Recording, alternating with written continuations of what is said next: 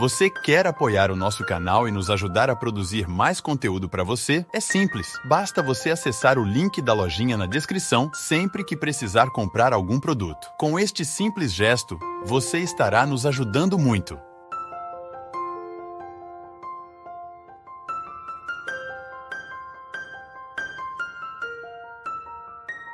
Conta um jovem universitário que no seu primeiro dia de aula, o professor se apresentou e pediu que todos procurassem conhecer alguém que eles ainda não conheciam.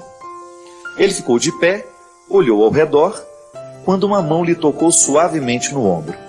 Deu meia volta e viu uma velhinha bastante enrugada já, cujo sorriso lhe iluminava todo o ser. Ela falou sorrindo: "Oi, meu nome é Rose. Tenho 87 anos. Posso lhe dar um abraço?" O moço riu e respondeu com entusiasmo: "Claro que pode." Ela lhe deu um abraço e ele imediatamente perguntou: "Por que a senhora está na universidade numa idade assim tão jovem, tão inocente?"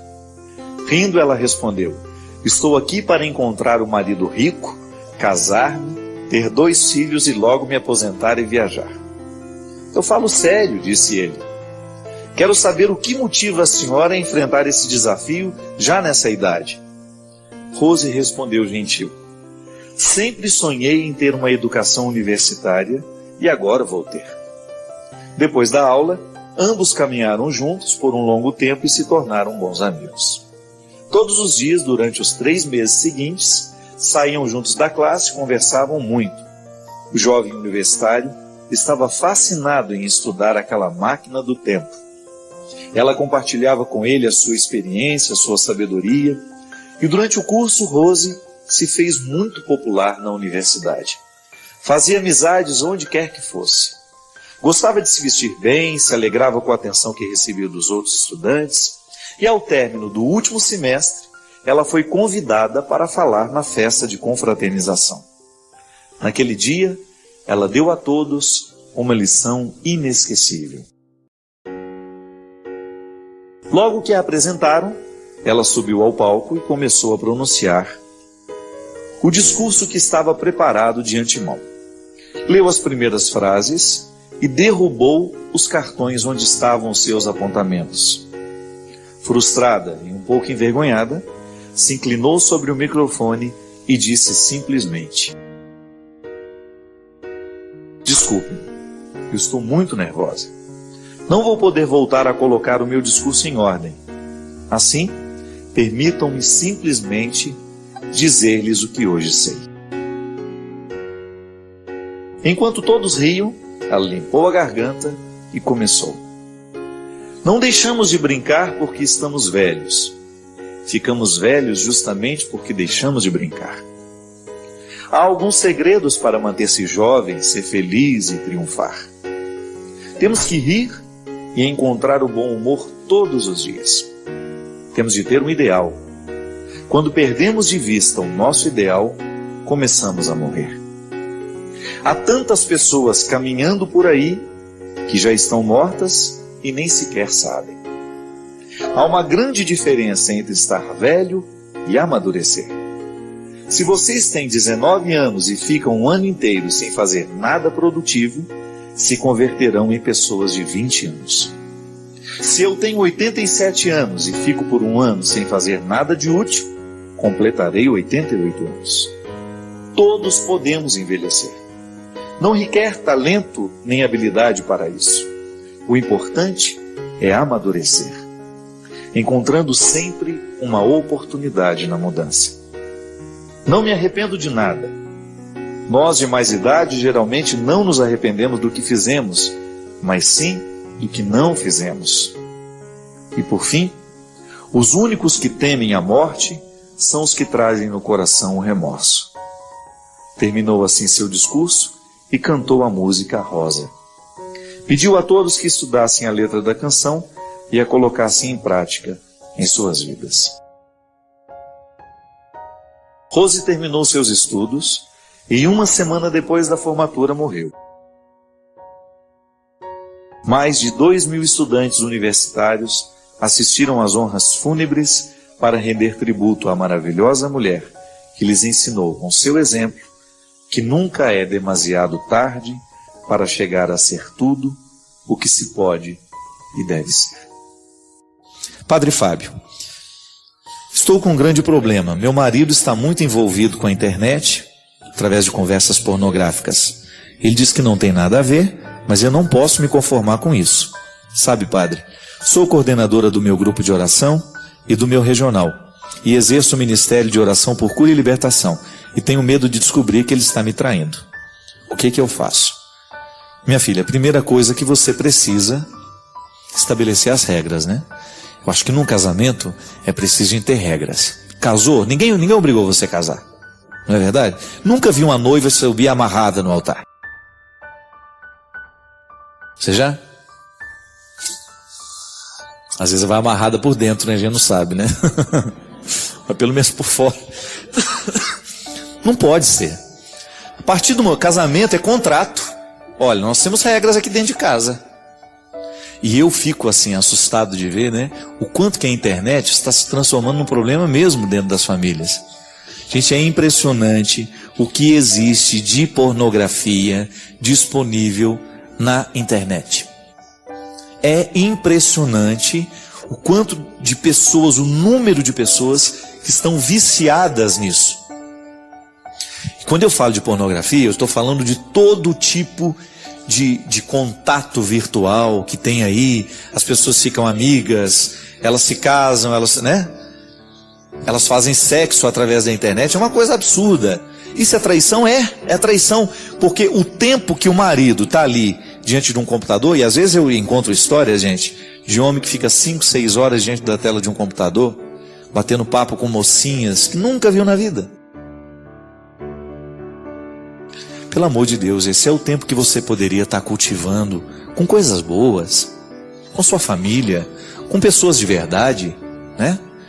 Qual que é o grande problema da internet? Quando ela substitui as relações reais. Quando nós começamos a trazer para dentro da nossa cabeça um contexto absolutamente destrutivo. E eu já falei disso daqui. Nós temos que tomar muito cuidado quando isso vai virando um vício. O tal do MSN, o tal do Orkut, meu Deus do céu, há pessoas que passam boa parte do tempo em torno disso. Não fazem outra coisa.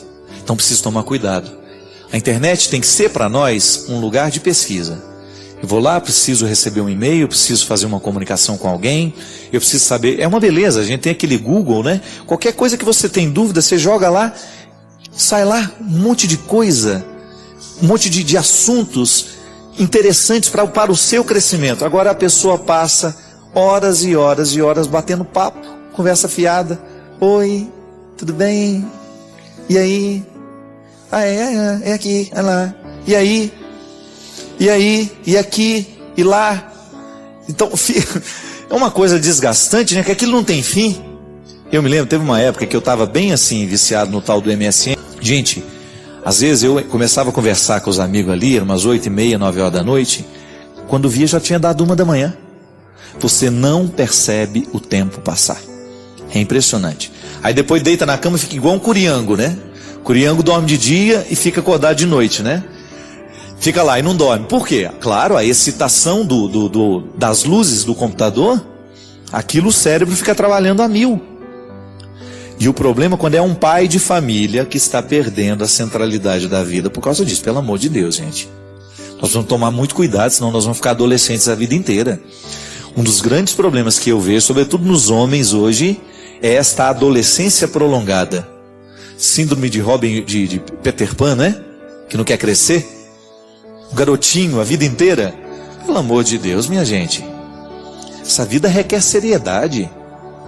E hoje, cada vez mais a gente descobre isso, são as estatísticas. As pessoas estão muito pouco preparadas para a vida, do ponto de vista afetivo, do ponto de vista profissional. O despreparo hoje é muito grande. Por quê? Se você vai ver, o nosso tempo é ocupado com bobagens.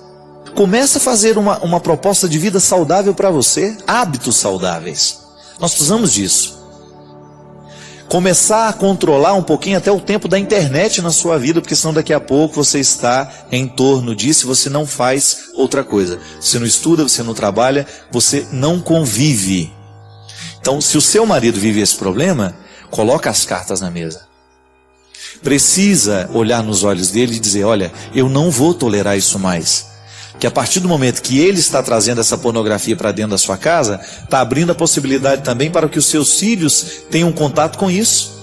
E volta, é aquilo que a gente estava dizendo antes, perde a autoridade, gente. Se o filho descobre que o pai faz isso, fica muito difícil de pedir que o filho não faça. Ontem eu conversava isso com um amigo meu, ele estava dizendo para mim assim, padre, é verdade que nós trazemos os pecados dos nossos antepassados? Eu falei, eu não diria para você que nós trazemos os pecados dos nossos antepassados. A gente pode trazer no nosso DNA, né, nas nossas constituições, nas nossas configurações psíquicas, as influências dos erros, as consequências das coisas ruins que aconteceram no passado. Agora, nós podemos equilibrar isso e permitir que fique dentro de nós de um jeito diferente. Eu não quero que os erros dos meus antepassados determinem o meu presente, então eu corto. Eu tenho consciência deles, eu sei que eles agiram assim, mas eu não quero continuar agindo da mesma forma. Só assim que nós podemos quebrar, né, aquela cadeia de maldições, muitas vezes, que nós trazemos dentro das nossas estruturas familiares. É quase que uma resposta natural da vida, né? Então a agressão que eu sofri, eu cometo contra alguém também. É uma maneira que eu tenho de fazer justiça, né? De maneira estranha. Como é que eu faço então? Quebrar, eu não vou fazer com os meus filhos aquilo que o meu pai fez comigo. Esta é uma regra que você pode adotar. Então, se o seu pai cometeu erros com você, se ele foi muito duro com você, se você sabe que aquela atitude dele lhe causou mal, lhe fez muito mal, você vai tentar purificar aquela ação para que só extraia o valor dela. Então, ser rude é um valor? Às vezes é, mas você pode ser rude de outra forma. Você pode ser duro, né? Na educação com os filhos, você precisa ser muito duro, muitas vezes, mas você não precisa ser agressor.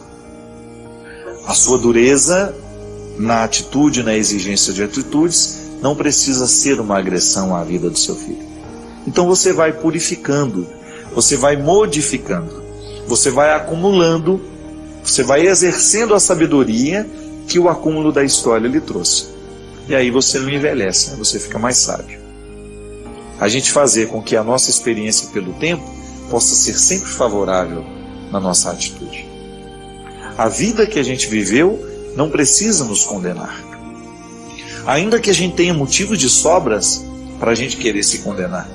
Porque pode ser que a gente tenha errado muito mais que acertou. Mas a gente não precisa fazer prevalecer os erros. Nós podemos muito bem selecionar isso, jogar fora o que não valeu a pena e dar um start de maneira diferente, né? Acolher esse novo tempo, essa nova oportunidade. Hoje, por exemplo, nós estamos tendo a graça de começar um novo tempo.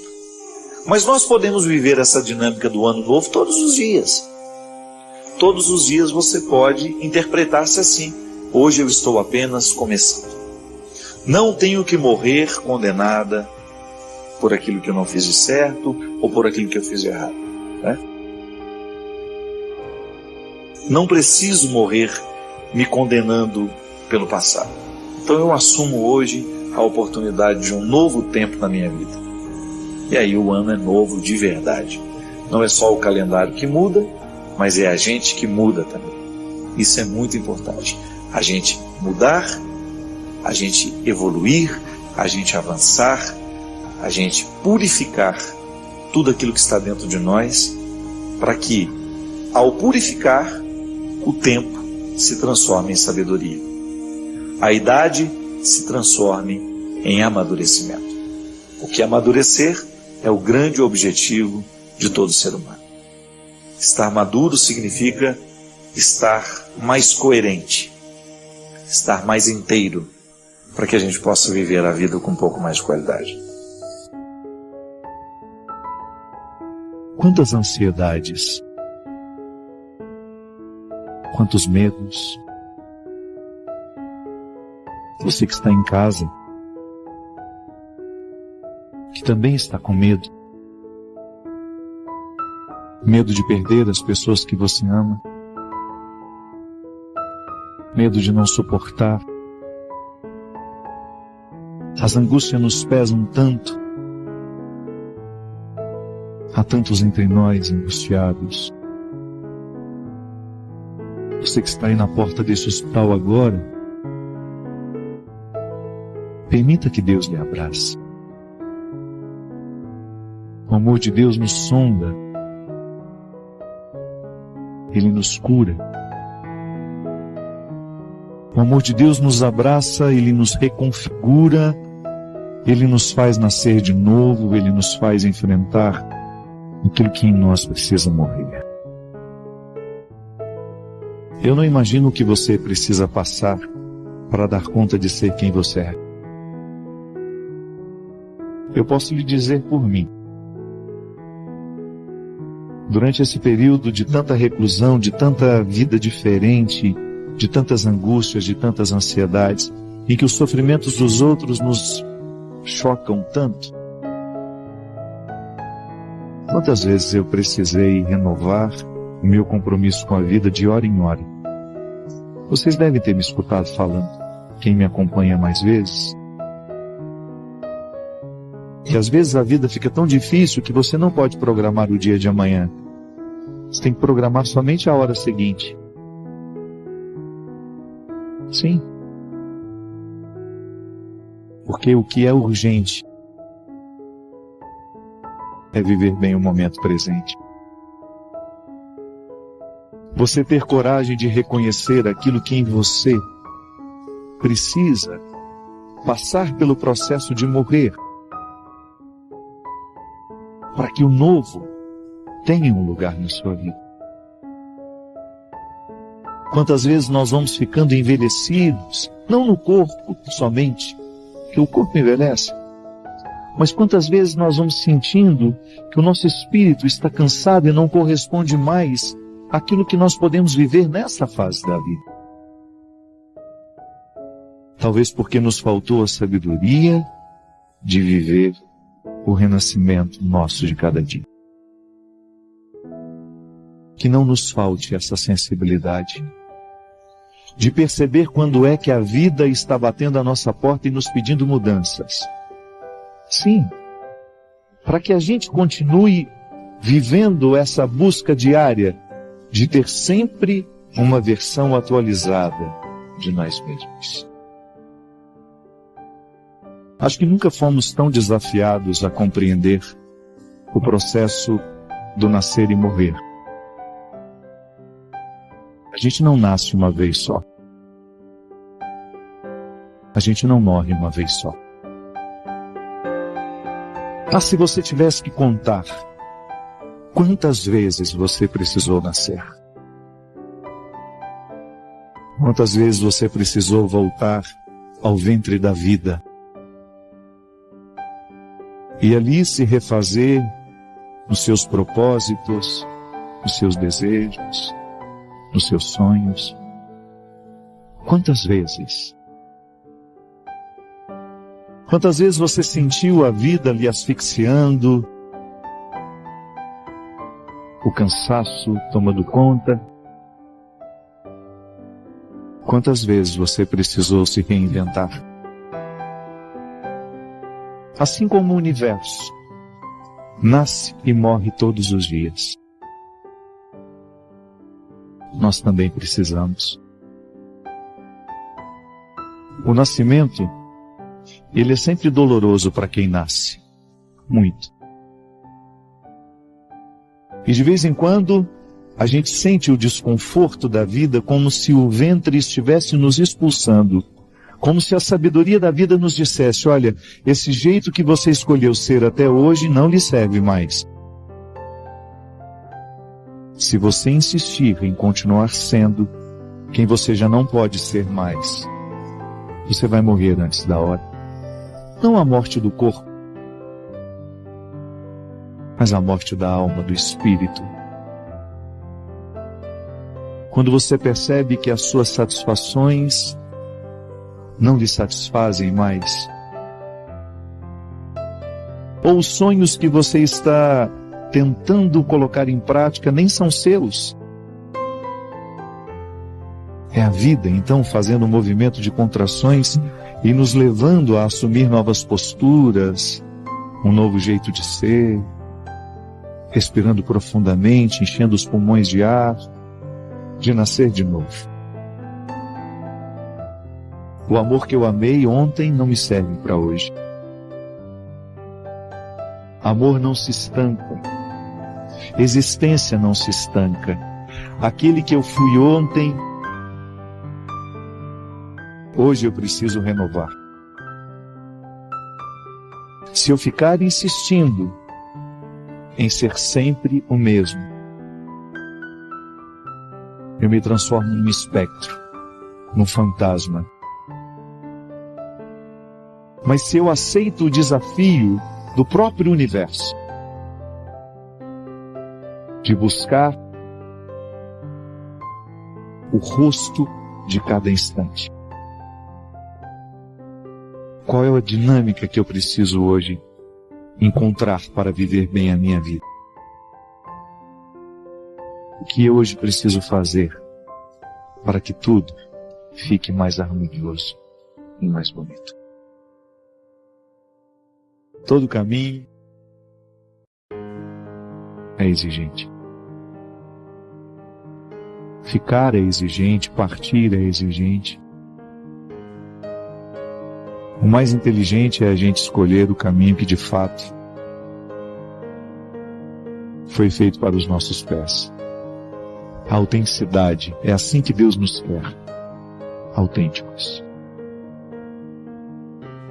O diabo nos quer disfarçados, infelizes nos disfarces.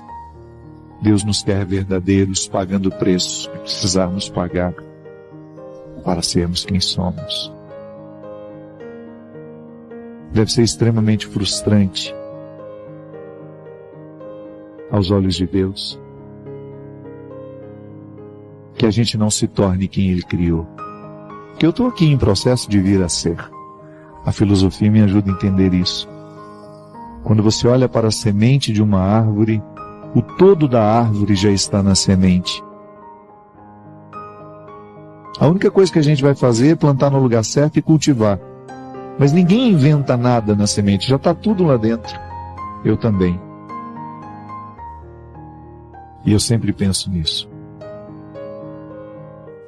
O homem que Deus criou eu ainda não me tornei. Mas eu estou a caminho. Estou tocando em frente para isso. A mulher que Deus criou em você, você ainda não se tornou, mas pode se tornar.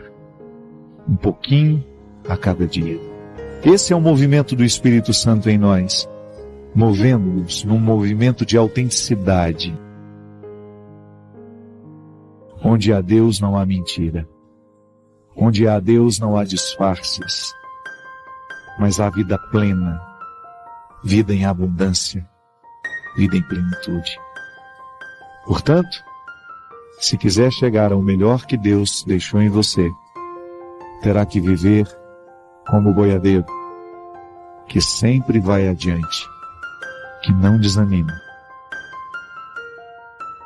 e que vai vencendo um desafio de cada vez. A gente precisa lembrar que por mais que a gente alcance o topo de alguma coisa, seja lá do sucesso profissional, do reconhecimento público, a gente continua sendo águia pequena. Essa pequenez nos lembra que nós dependemos de Deus, e é lindo depender de Deus. Eu acho que não deveria caber arrogância, orgulho, vaidade no coração cristão. Eu acho que a pior vaidade é essa que eu luto todos os dias contra. é a gente nunca se sentir melhor que ninguém. Não. Sofremos todos do mesmo jeito. Temos tantos defeitos. A gente tem essas políticas hoje do cancelamento público, né? Eu fico olhando e fico pensando, há pessoas que nos irritam, né? A gente fica irritado com o comportamento de algumas pessoas. Mas a gente precisa olhar para tudo aquilo com muita humildade e pensar, eu às vezes também tenho esse comportamento. Eu às vezes também sou arrogante com as pessoas. Eu às vezes também não deixo o outro falar.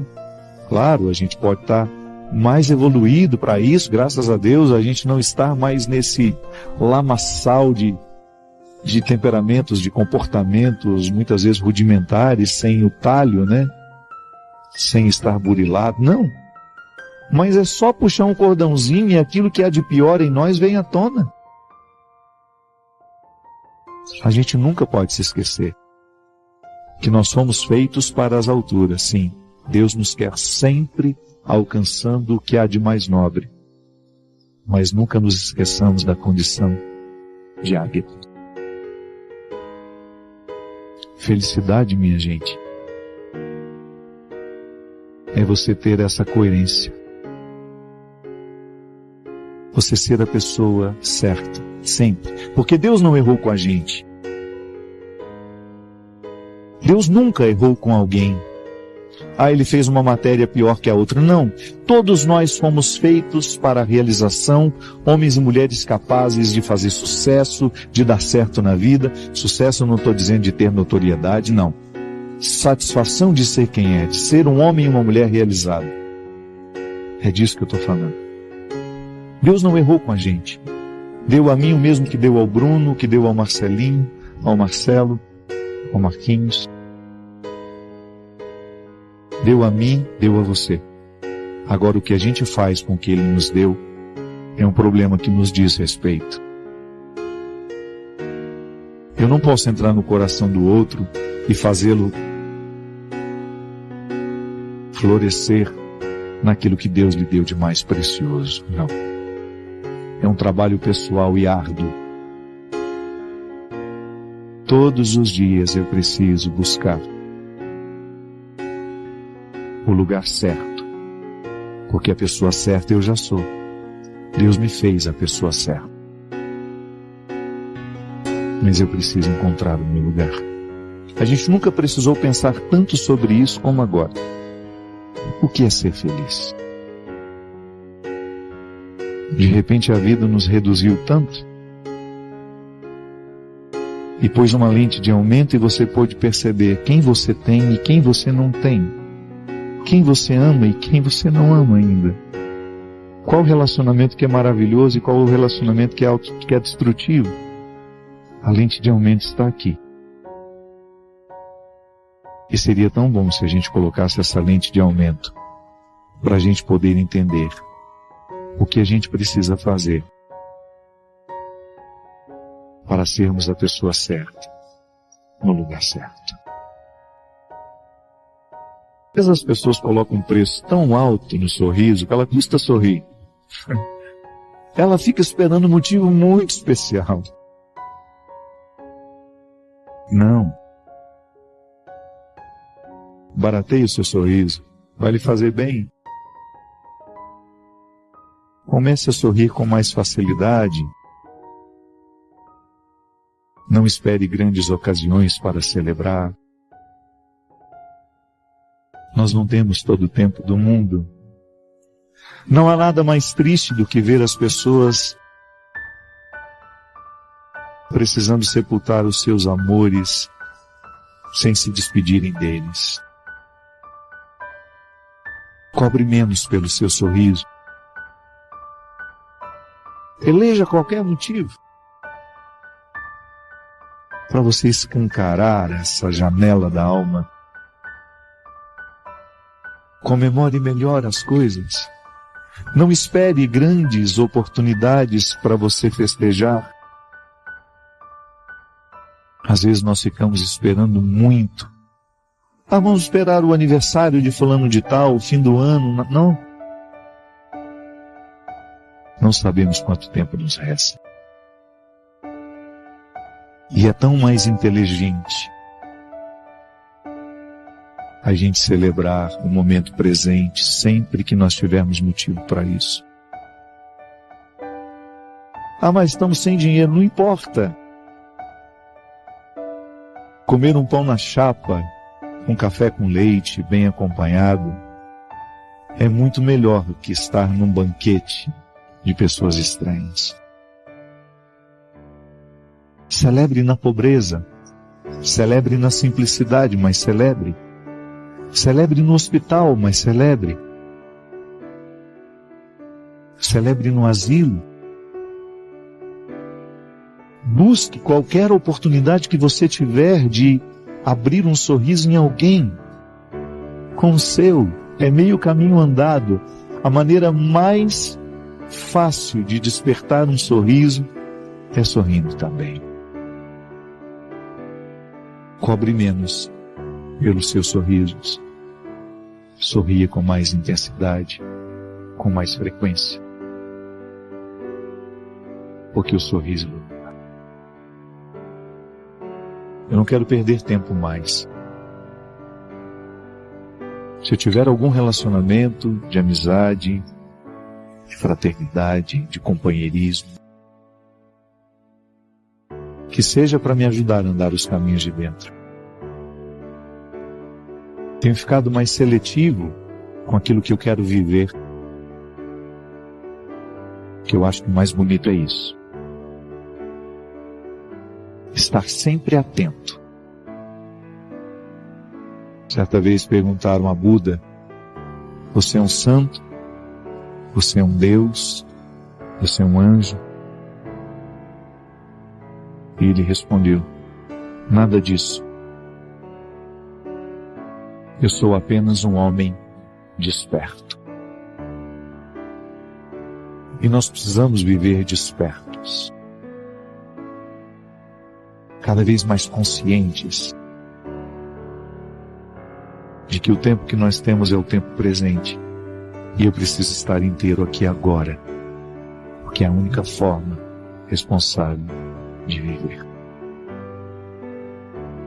Permita que hoje o amor de Deus lhe recorde do valor que você tem. Às vezes as nossas batalhas são tão árduas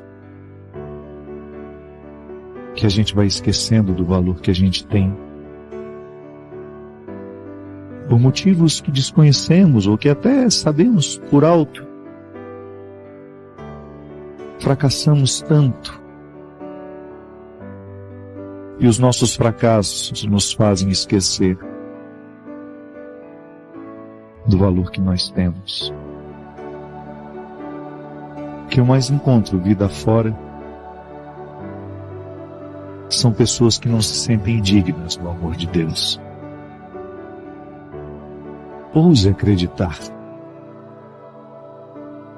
que não há nada, absolutamente nada, que você tenha feito na sua vida que possa modificar a decisão que Deus tomou um dia de lhe amar até o fim. Ouse acreditar. Perdoe-se. Não é justo com você levar no seu coração esse acúmulo de fracassos, de erros. Não importa como você esteja hoje, mas esteja em Deus. Com medo, mas esteja em Deus. Pode ser que o medo que você sente, a sua angústia, tenham lhe feito esquecer da presença dele na sua vida. E você pode me dizer: nem à igreja eu tenho ido. Muito pior que não ir à igreja é não ir a você. É não estar em você. Recolha-se. É neste lugar que Deus mora. É nesse lugar que Deus está. É nesse lugar que Deus permanece e não vai embora. Tome consciência da presença de Deus na sua vida. E peça que Ele expulse de você os seus medos, as suas angústias, a sua tristeza, a sua depressão. Por mais que você tenha se sentido sozinho, você não está. Quantas vezes eu não podia ser acompanhado por ninguém? É a pior solidão de se sentir. Quando a sua dor é tão grande que nada, nem ninguém pode lhe acompanhar.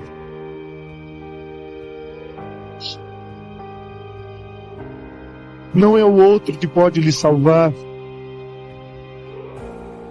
É aquela solidão que você experimenta, que por mais que o outro queira lhe ajudar, ele não pode. Há solidões que somente nós podemos curar.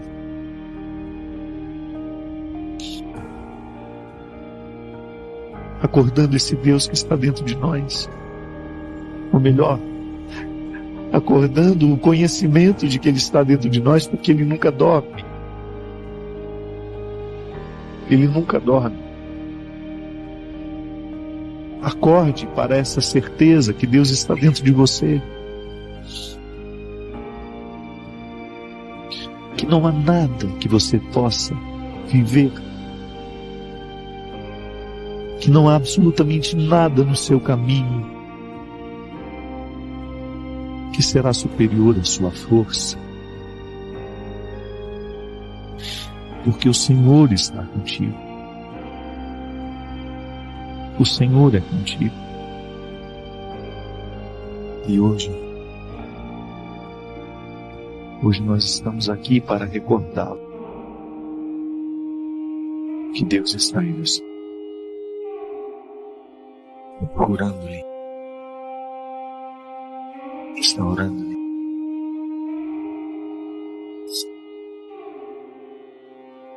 E depois que você descobre que esse Deus lhe habita, você se torna capaz de ajudar tantas pessoas. Porque depois que você se acompanha da melhor companhia, você se torna a companhia mais agradável para quem passar na sua vida. Você saberá ajudar. Você saberá curar.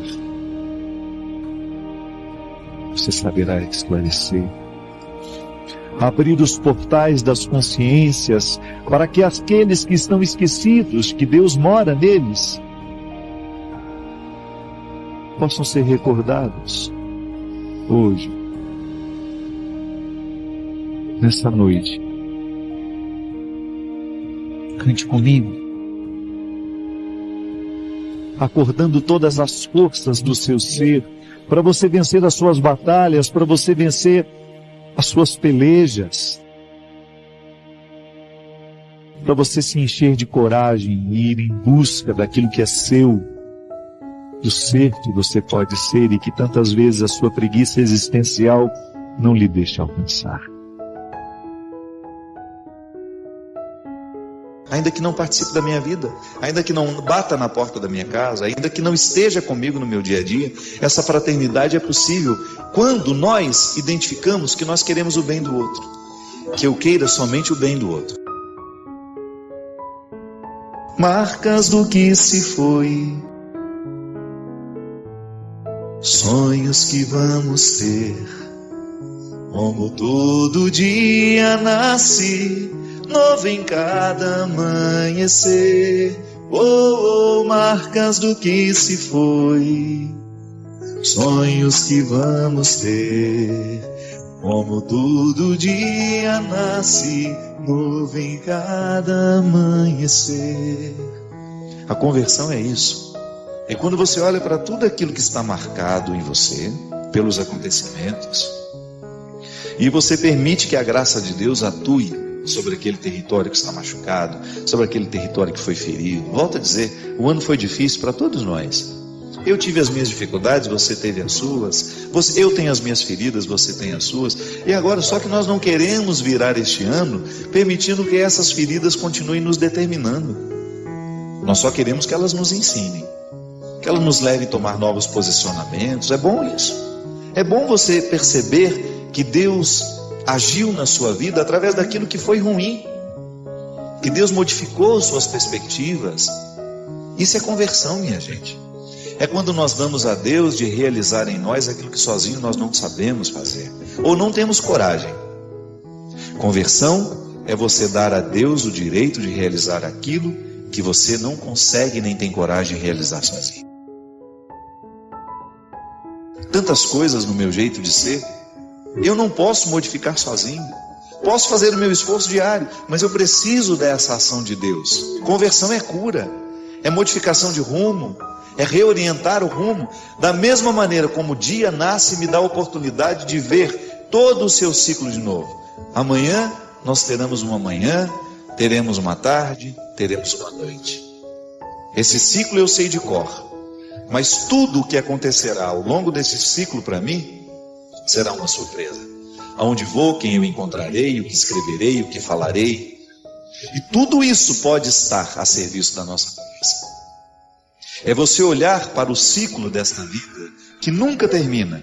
Sempre teremos noites, sempre teremos manhãs, madrugadas, tardes, oportunidades, horas à nossa disposição. E agora? O que fazer com a hora que eu tenho? O que fazer com o dia que eu tenho? O que fazer com o novo ano que está diante dos meus olhos? O que no meu coração eu quero que neste ano seja mais nobre? O que no meu coração eu quero que neste ano seja mais elevado? Olho para as marcas que ficaram, olho para esses sonhos que eu tenho, concilio passado e futuro de maneira sábia, a fazer com que essa conciliação esteja me dando um presente de qualidade. Porque apesar da vida ser difícil, nós nunca temos de parar de sonhar. A gente morre muito quando a gente para de sonhar. A gente morre demais quando a gente idealiza e não sonha. Quando eu acordo sabendo, da mesma maneira como o dia será uma surpresa, eu não sei o que ser. Por mais que eu tenha uma rotina programada, calculada, quem disse que Deus não pode me surpreender? Quem disse que alguma coisa de miudinha pode acontecer e me provocar uma alegria? Não sei. Quem disse que isso não pode acontecer? Então olhar para a vida que a gente tem, para este ano que a gente tem, é como se a gente desse a Deus o direito. Olha, Senhor, eu quero ser surpreendido por um novo tempo. Eu quero permitir que as minhas destruições, que tudo aquilo que ruiu em mim este ano, seja de profundo ensinamento, que me encha de sabedoria, que me conceda a graça de identificar tudo o que em mim pode ser ainda mais bonito. E esse é o nosso desejo. Retornar cada vez mais o nosso jeito de ser bonito.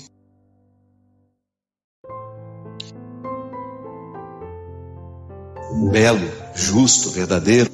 A realidade é muito atraente quando ela condensa essas três realidades. Ela é bela, ela é justa, ela é verdadeira.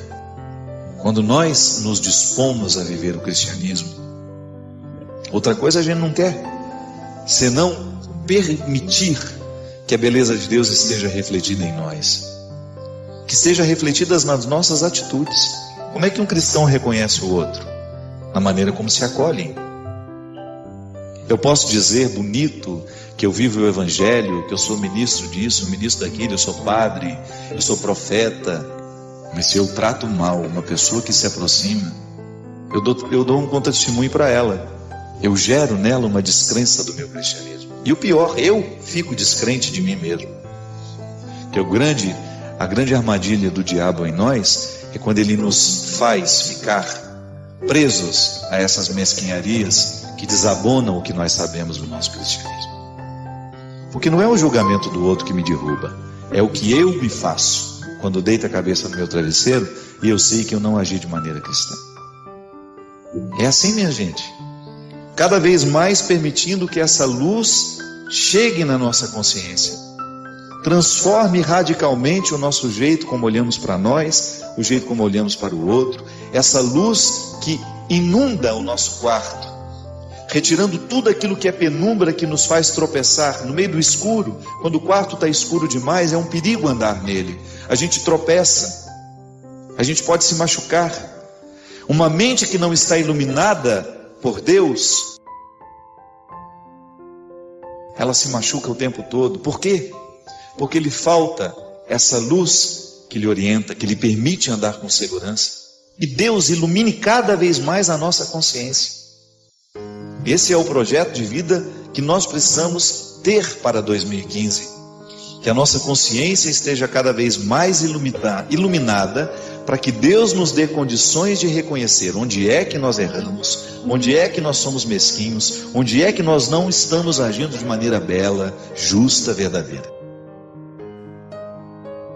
Aí sim nós estamos adentrando o ano como todo cristão precisa adentrar. Uma responsabilidade que nos coloca semeadores da vida que queremos colher.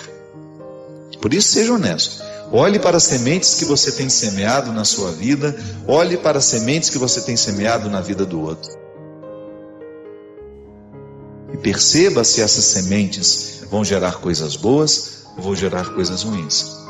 Porque esse milagre Deus não faz não, viu? Se eu semeio coisas ruins,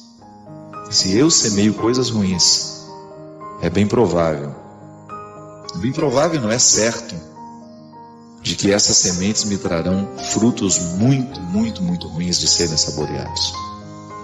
Agora, se eu me esmero através de uma consciência iluminada, propostas novas, eu quero ser um homem novo, você pode ser uma mulher nova, um homem novo, julgar fora todas essas sementes ruins que nós levamos nos bolsos, a semente do ressentimento, a semente da mágoa, a semente do rancor, da mentira, da fofoca, do ciúme, da posse, a semente da arrogância, da prepotência, marcas do que se foi, sonhos que vamos ter, como todo dia nasce novo em cada amanhecer.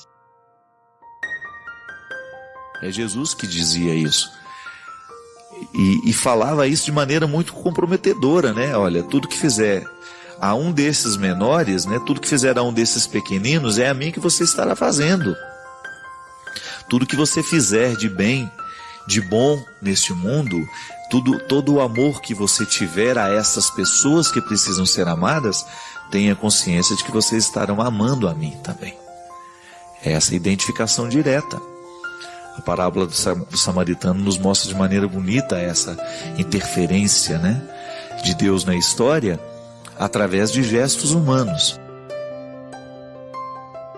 O samaritano, né, aquele homem que acolhe dentro da pensão, que traz para dentro da pensão aquele homem e pede que o dono da pensão cuide daquele que estava doente, porque o bonito é você descobrir que a caridade está tanto no samaritano que leva para a pensão, como no dono da pensão, porque a quantia que o samaritano deixou lá para cuidar do doente não dava para nada. Então ele teve o gesto de solidariedade de retirar o doente da rua e colocar dentro da pensão, mas a verdadeira caridade quem fez foi o dono da pensão. Às vezes a gente não pensa sobre isso, né? Que é um anônimo da história. Eu descobri isso através de um professor que estava dando uma palestra e contou que a quantia que fala, agora eu não me recordo quantos denários, né? A quantia que o samaritano deixou para que fosse usada, né? Não era nada perto do que aquele doente precisava. Então é interessante isso, que o dono da pensão é o homem da misericórdia, é o anônimo da história. E é muito bonito, muito interessante, minha gente, nós descobrimos que a nossa fé em Deus, ela passa o tempo todo pelo amor que a gente tem à humanidade. Paixão por Deus, paixão pela humanidade. Amor a Deus, amor à humanidade. Nós não temos como fugir desse desdobramento social do Evangelho. Nós não temos como viver uma religião só espiritualizada. Não faz bem. A minha espiritualidade precisa ser fecunda. Nós precisamos ser homens e mulheres de mística. Isso é inevitável. Nós precisamos ser homens e mulheres de oração. Nós precisamos ser homens e mulheres sacramentados nesta dimensão o tempo todo. Nós não podemos nos desprender dos motivos místicos da nossa ação. Mas nós também não podemos nos esquecer que esta ação é importante. A ação sem a oração vira sociologia, né? Mas a oração sem a ação vira alienação. E a igreja nos ensina que nenhum dos dois caminhos solitários é saudável. É preciso, tem gente, viver esta bonita junção. Durante muito tempo na igreja nós tivemos erros, né? A teologia da libertação, em muitos, não digo ela toda, mas em muitos segmentos errou terrivelmente. Em muitos lugares ela errou terrivelmente, porque resumiu a ação evangélica a uma ação social, esqueceu da dimensão mística. Por outro lado, a renovação carismática, em muitos lugares, em muitos segmentos, também esqueceu a dimensão social, só se transformou em espiritualidade. Mas e a ação social? E o amor ao próximo? A gente reza, mas sai ali e maltrata a pessoa que está de fora. Como é que a gente pode compreender que Deus aconteceu na nossa vida, se eu ainda não sou capaz de tratar bem o menor dos meus irmãos? Não é verdade? Então nós precisamos ter esse cuidado. Em outros lugares, volto à teologia da libertação, em muitos lugares nós tínhamos uma bonita ação social, homens e mulheres politizados em nome do Evangelho, mas sem nenhum amor a Jesus. Então não é isso que a igreja quer. A igreja precisa desse equilíbrio. E eu acho interessante, sabe, quando a gente vai percebendo que o próprio tempo se encarrega em ajustar essas coisas, né? Eu fico vendo em tantos lugares a renovação carismática descobriu esse desequilíbrio e criou instituições, criou obras assistenciais maravilhosas. Fez um trabalho. Então é interessante. É interessante a gente buscar compreender que este amor a Deus é também amor à humanidade. E que eu não posso me desequilibrar. O céu é para aquele que se equilibra. Isso é interessante. Isso é uma questão de maturidade, né? À medida em que nós vamos vivendo, nós vamos descobrindo os nossos desequilíbrios. Eu olho para o passado, por exemplo, e eu vejo quantas vezes a minha religião foi apenas espiritualidade. Durante quanto tempo eu fui insensível às questões sociais? Muitas vezes. Hoje eu sinto, graças a Deus, eu sinto meu coração muito mais movido para buscar esse equilíbrio. É preciso ser um homem de oração, mas é preciso também ser um homem de ação. Aí nós vamos fazendo as parcerias que a gente pode, né?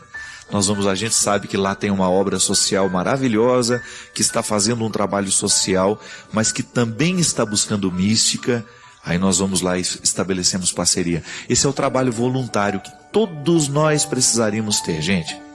É impressionante o quanto que um trabalho voluntário ocupa a cabeça da gente, a ponto de nos fazer esquecer dos próprios problemas que a gente tem.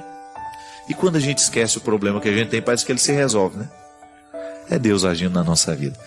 Eu particularmente acho, minha gente, que faz falta para nós, muitas vezes, ocupar a nossa cabeça com alguma coisa. São tantas as obras pelas nossas cidades, iniciativas particulares, que precisam de ações voluntárias. O trabalho voluntário é de uma beleza impressionante, porque faz um bem danado a quem recebe, mas faz também a quem realiza. É você tirar um tempo da sua vida, do seu dia, de repente 2, 3 dias a semana.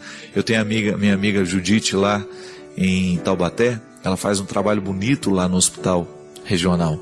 Faz a visita às pessoas que estão com câncer, faz um cafezinho para essas pessoas. Às vezes tem doentes lá que não tem visitas. É a única oportunidade que tem, de repente, de conversar um pouquinho, com uma pessoa diferente que está fora ali do contexto do hospital.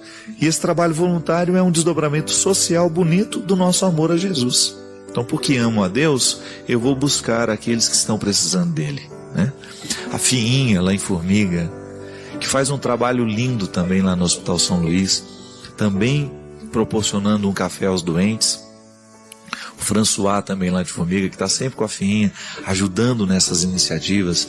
Enfim, são muitas coisas pelo Brasil afora, são muitas coisas pequenininhas que a gente pode fazer e que fazem bem demais ao coração das pessoas que recebem. E aí você também vai esquecer um pouco dos seus problemas, porque cabeça que está ocupada, o diabo não tem vez, né? E às vezes, muitas vezes, o que falta na nossa vida é ocupar o nosso coração e a nossa mente também. Todos nós, de alguma forma, já experimentamos a força que uma voz tem dentro de nós. Todos nós, de alguma forma, já experimentamos a força que uma palavra tem na nossa vida, de nos chamar para fora, de nos fazer viver, mas também de nos fazer morrer. De entrar dentro de um sepulcro e ficarmos ali sepultados, esquecidos de que a vida está esperando por nós. Todos nós aqui, em algum momento, já experimentamos ouvir essa voz que nos chama. Que, na verdade, não nos chama de fora, ela sempre nos chama de dentro. É interessante, vou falar de uma maneira mais simples para a gente não ficar perdido. Toda vez que você me diz alguma coisa, entre mim e você há um filtro natural, que é o da minha história. Às vezes você está me dizendo alguma coisa a partir de um sentido que faz todo o sentido para você. Mas quando chega em mim, não repercute, porque não fez sentido para mim. Você fala de uma maneira especial para mim, mas quando aquilo chega, não me toca. Por quê? O filtro da minha história não me permitiu. E o que é o filtro da minha história? As minhas vivências podem colocar dentro de mim uma incapacidade de perceber o que de bom você está me dizendo. São os meus obstáculos interiores. Às vezes eu posso muito bem interpretar o que você está me dizendo, que é muito bacana, que é muito bom, a partir de uma dúvida que sempre esteve dentro do meu coração, de uma insegurança que não me permite chegar ao que é bom daquilo que você está me dizendo. Porque quando você me fala, em última instância, aquilo que você me fala repercute naquilo que eu me digo quando você me fala. Sim, eu neste momento estou dizendo a você. Mas a palavra só vai ter efeito se aquilo que eu estou dizendo encontrar uma repercussão na sua capacidade de dizer a você. Se engana em pensar que o que você está ouvindo está sendo apenas dito por mim. Sim, quando eu digo alguma coisa que faz sentido para você, a sua alma, que é livre de todo pecado, de todo exagero, de todos os seus excessos, ela grita: é isso mesmo, acorda! Acorda, porque você precisa ouvir isso. A repercussão daquilo que um padre diz, daquilo que um pastor, daquilo que um amigo, porque um amigo tem tanta autoridade sobre nós. Uma pessoa que nos ama tem tanta autoridade sobre nós quando nos diz alguma coisa. Por que repercute? Porque você, lá no fundo do seu coração, identificou aquela voz como pastoreira. Essa voz é pastora. O que significa pastor, gente? É aquele que protege o rebanho. É aquele que produz um estado, uma ambiência de proteção, de carinho, de cuidado. A voz do pastor tem o poder de me acalmar, A voz do pastor tem o poder de me assanhar. Sim, porque a paz cristã, ela é sempre inquieta. A voz do outro fala, chega dentro de mim, repercute e eu grito com aquela voz. É isso mesmo, como se tivesse uma instância dentro de mim que não pode ser segurada quando a verdade chega em nós. Mas por que em alguns momentos a gente escuta aquilo que faz sentido e a gente não se rende? Porque estávamos com resistência. A gente ainda não estava preparado para aquela verdade. Por mais que a nossa alma tenha gritado, nós ainda não éramos suficientemente livres para acolher o bom da palavra que estava chegando, o bem da palavra que estava chegando em nós. Jesus, bom pastor, será sempre para nós um modelo de paternidade, de maternidade, de amizade, de vínculo matrimonial. Por quê? Jesus, como pastor, nos recorda que toda vez que nós amamos alguém, nós temos que dedicar a essas pessoas palavras que pastoreiam a alma. Nós precisamos, a partir da nossa autoridade afetiva, dizer o que o outro precisa escutar. É por isso, minha gente, que às vezes os nossos relacionamentos ficam tão capengas, porque a gente foge dos enfrentamentos, a gente foge de dizer o que precisa ser dito. Quantas vezes nos nossos relacionamentos a gente não amadurece, a gente se cansa, a gente termina e poderia ter continuado, poderia ter dado muitos frutos. Por quê? Porque a gente não viveu o exercício da palavra que pastoreia. Padre Fábio, escutei essa semana na internet que Deus odeia o pecado e também o pecador. Num vídeo em que uma pessoa fazia uma abordagem sobre este tema. Mas desde pequena eu aprendi que Deus é amor, que não tem ódio nenhum no coração dele, e que por isso ele mandou seu filho para morrer por nós numa cruz. Como é que ele pode odiar todos os seus filhos? Minha filha, você deve ter entendido errado.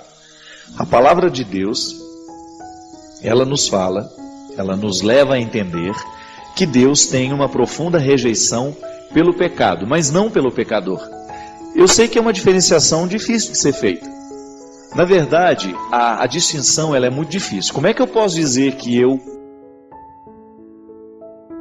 odeio o pecado do Christian, mas não o odeio como pessoa? Não é difícil de entender isso? Porque você tem as suas atitudes erradas, e eu corro o risco de confundir você com suas atitudes. E essa é uma diferenciação interessante. A pessoa não é só aquela atitude. E é por isso que a gente precisa distinguir.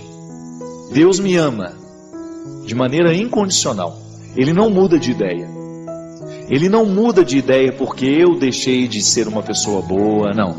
Não posso nem dizer, Deus não ama mais o Papa do que ama o que está preso, o que cometeu um crime. Não, essa teologia não existe. O que acontece é que nós podemos dizer que aquela pessoa que está vivendo o crime do pecado corre o risco de não perceber mais o amor de Deus. Não é que Deus deixou de amar. É que aquela pessoa começou a colocar barreiras para não sentir o amor que recebe. Aí então vem o empecilho do pecado.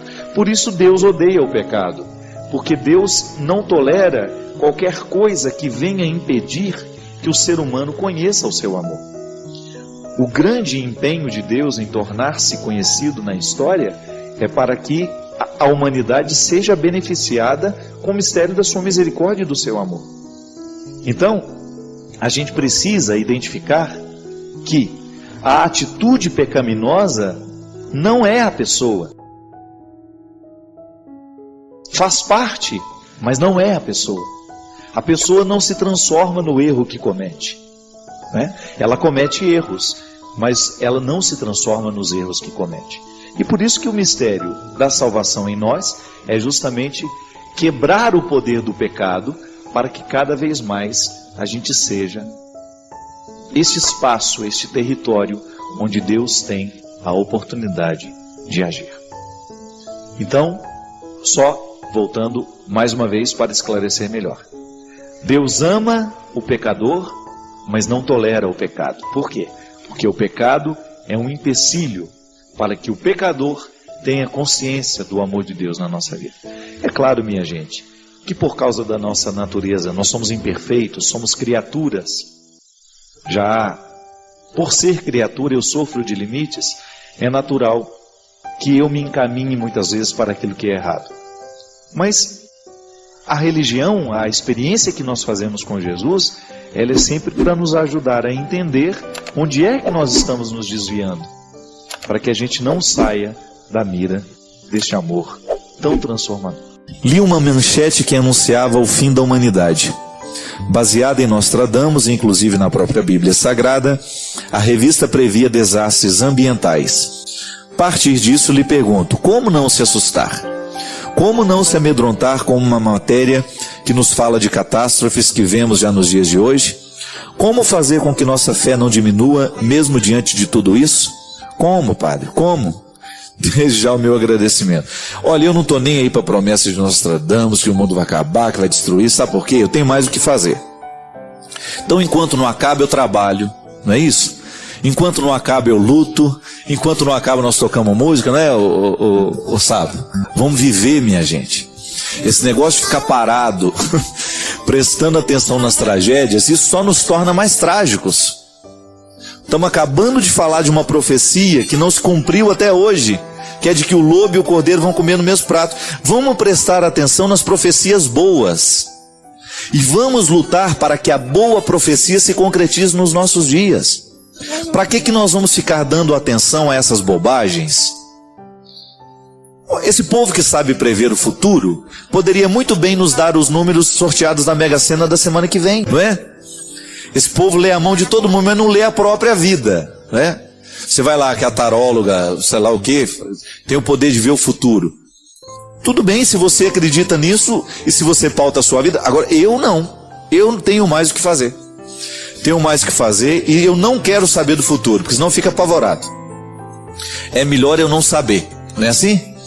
Eu vou viver a vida com as suas surpresas, com o bom que existe hoje, vou construir bem o meu futuro. Se o outro tem o poder de ler a mão, tem o poder de fazer, então ele faça a leitura de coisas boas, que de tragédia eu não quero saber, prefiro não saber. Agora, o melhor jeito da gente lidar com tudo isso é a gente vivendo bem o presente. Eu não acredito nessas promessas de tragédia, porque eu acho que a vida, ela segue o seu curso natural e a gente vai interferindo no processo à medida que a gente pode. Como? Mudando para melhor. Essas tragédias todas da natureza não são outra coisa senão a resposta da natureza à agressão que nós fazemos a ela, não é outra coisa. Somos nós que estamos construindo essas tragédias. E essas tragédias ambientais, elas sempre existiram, porque o ser humano sempre interferiu no processo. E hoje vai existir mais, porque cada vez mais nós emitimos gases que destroem a camada de ozônio, cada vez mais nós desmatamos, cada vez mais nós fragilizamos o mundo em que a gente vive. É como se você pegasse a parede da sua casa e todo dia você ficasse dando uma marretada nela. Um dia quebra. O negócio é parar de dar a marretada, é tomar a consciência de que a gente evita a tragédia através de um jeito bonito de viver, através de um jeito mais honesto, mais equilibrado. Aí nós vamos sim conseguindo fazer a transformação do mundo. Só quem já leu os livros do Padre Fábio de Melo sabe o quanto eles são transformadores, nos fazem refletir e mudam a nossa forma de enxergar a vida. Se você ainda não leu, não perca essa grande chance. Saiba mais clicando nos links da descrição. Obrigado por se juntar a esta comunidade de aprendizado. Nos deixe saber suas ideias nos comentários. Inscreva-se para continuarmos nossa jornada juntos e convide outros a embarcarem nesta jornada.